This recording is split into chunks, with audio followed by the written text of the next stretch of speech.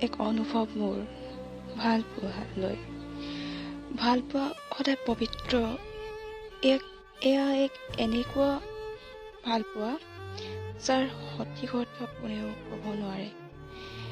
এয়া এনেকুৱা এক ভাল পোৱা য'ত নাথাকে কোনো অবিশ্বাস, নাথাকে কোনো সন্দেহ, থাকে মাথো নীৰৱ কিছু অভিমান, মিঠা মিঠা কাজিয়া আৰু অফুৰন্ত ভাল পোৱা।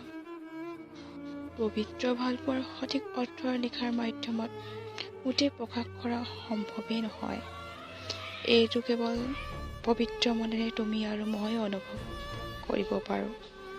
কোনোবা এদিন বৰষুণৰ দুপৰীয়া দুয়োজনে দুয়ো হাতত ধৰাধৰি কৰি খোজ কঢ়াৰ সময়ত আমি এই পবিত্ৰ ভাল পোৱা অনুভূতি পাব পাৰোঁ।